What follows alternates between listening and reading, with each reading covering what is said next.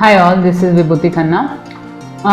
आज जो मैं डिस्कस करने जा रही हूँ मैं पार्टनरशिप पे डिस्कस कर रही हूँ। और पार्टनरशिप में एक्चुअली मैं कंप्लीट कुछ नहीं बताने वाली, मैं आपको बताने वाली हूँ कि सैंपल पेपर से रिवाइज कैसे, क्या स्ट्रेटेजी फॉलो करनी है। भैया थोड़ा आप स्मार्ट बन जाओ, ये ना बनो कि बुक उठाई और पूरी करने लगे और वो बोरिंग हो गई, पूरी करने का टाइम अब हो गया खत्म। आप लोगों ने मार्च में पार्टनरशिप स्टार्ट की थी, मार्च से लेकर मोस्ट प्रोबेबली स्टूडेंट्स ने जून जुलाई तक पार्टनरशिप को टाइम दिया, 5-6 मंथ्स आराम से दिए, बहुत आ गई है। बहुत सारे यूटीज दे चुके हो, मिड टर्म दे चुके हो पार्टनरशिप के बेस पे। अब आपको थोड़ा स्मार्ट बन के टॉपिक उठा के और सैंपल पेपर को एनालाइज करके प्रिपरेशन करनी है। अब जो सीबीएसई ने सैंपल पेपर भेजा है ना, उसकी मैं स्ट्रेटेजी आपको डिस्कस कर रही हूँ। आपको थोड़े से पॉइंट्स आपके लिए आ जाएंगे, आपको जिन चीजों पे आपको वर्क करना है। आपके पार्टनरशिप का जो फर्स्ट चैप्टर है that is fundamental of partnership. अगर हम सैंपल पेपर में देखते हैं तो उसमें से, उसी चैप्टर में से 1 2 3 4 5 6 1 मार्कर क्वेश्चन आ रहे हैं। 6 1 marker question. Fundamental of partnership base है पूरी पार्टनरशिप का। उसमें छोटी छोटी चीजें हैं जिनको हमें फंडामेंटल में भी करना है, पीएसआर में भी करना है, गुडविल में भी करना है, रिटायरमेंट में भी करना है, एडमिशन में भी करना है, डेथ में भी करना है, डिसोल्यूशन में भी करना है। अगर चैप्टर अच्छा हो जाता है तो वो सारे आगे के चैप्टर में हेल्प कर देते हैं। ठीक है जी। 6 क्वेश्चन आ रहे हैं 1 मार्कर और 1 क्वेश्चन आ रहा है आपका 3 मार्कर जिसमें इंटरनल चॉइस है। जो सीबीएसई ने सैंपल पेपर में दिया है, इंटरनल चॉइस दी है। 1 क्वेश्चन उसने आपसे जो था 3 मार्कर क्वेश्चन दिया है, उसमें उन्होंने P&L एप्रोप्रिएशन अकाउंट बनवाया और उसकी चॉइस में एडजस्टमेंट एंट्री वाला क्वेश्चन दिया। तो क्लियर है P&L एप्रोप्रिएशन अकाउंट की प्रोबेबिलिटी है कि वो आएगा। दूसरी चीज आपको एडजस्टमेंट एंट्री वाला, और ये दोनों टॉपिक इंपॉर्टेंट ही होते हैं जो फंडामेंटल में से लॉन्ग कोर्सेज में दिए जाते हैं। इस चीज को तो परफेक्ट कर लो, चीजें उठाओ और परफेक्ट करते जाओ। पीएसआर का कॉन्सेप्ट हमें कंफर्म क्लियर होना चाहिए। हमें एडजस्टमेंट टेबल का कैसा भी क्वेश्चन आए हमें क्लियर होना चाहिए। ये तो हुआ फंडामेंटल का analysis as per sample paper. मैं ये नहीं कह रही हूँ कि बाकी चीजें नहीं आएंगी, इन चीजों को तो परफेक्ट करो अभी। अच्छा, अब जो नेक्स्ट चैप्टर होता है आपका पीएसआर एंड गुडविल। इस चैप्टर से पीएसआर से आपका 1 मार्कर एमसीक्यू आ रहा है और उसके अलावा गुडविल से आपसे 3 मार्कर क्वेश्चन पूछा जा रहा है।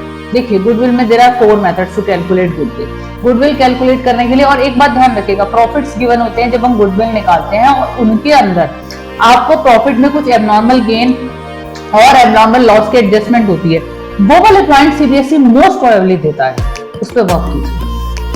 आपने एसेट परचेज करी, कैपिटल एक्सपेंडिचर है, मैं एक हिंट दे रही हूँ। एसेट परचेज की कैपिटल एक्सपेंडिचर है, वो हमारे प्रॉफिट का पार्ट नहीं होता है, बट उसकी हम ट्रीटमेंट दे देते हैं, उससे हम अपने प्रॉफिट को रिड्यूस कर लेते हैं। ये जो पॉइंट है कैपिटल एसेट परचेज वाला, ये बहुत देता है सीबीएसई और सैंपल पेपर में भी वही क्वेश्चन है। अगर आप देखेंगे गुडविल कैलकुलेशन का, तो आप उस पर वर्क कीजिए। ठीक है जी। अब आपको मैं कहूँगी गुडविल से आपका 3 मार्कर आया, पीएसआर से आपका 1 मार्कर आया। अब ये कहने का मेरा मतलब नहीं है कि पीएसआर से 1 मार्कर आ रहा है तो आगे कुछ नहीं है। पीएसआर अगर हम करते हैं तो पीएसआर के सारे concept admission, retirement, death, dissolution में भी सेटल होते हैं। ठीक है जी। अब आता है आपका नेक्स्ट चैप्टर एडमिशन। एडमिशन से आपके 2 1 मार्कर्स आ रहे हैं और उसके अलावा एडमिशन से आपका एक 6 मार्कर क्वेश्चन आ रहा है जिसमें आपसे रीवैल्यूएशन अकाउंट और कैपिटल अकाउंट बनवाया जा रहा है। ठीक है, और उसमें भी इंटरनल चॉइस है, तो उसमें एडमिशन का दिया हुआ है 6 मार्कर और इंटरनल चॉइस में आपको रिटायरमेंट का 6 मार्कर दिया हुआ है। तो आपको दोनों में से एक ऑप्ट करना है। बट मैं ये नहीं कहूंगी कि दोनों क्वेश्चन आपके एडमिशन रिटायरमेंट में चॉइस में आएंगे। ऐसा भी हो सकता है दोनों 6 मार्कर एडमिशन के हो, ऐसा भी हो सकता है कि दोनों 6 मार्कर रिटायरमेंट के हो, क्योंकि ऐसा होता है। ठीक है जी।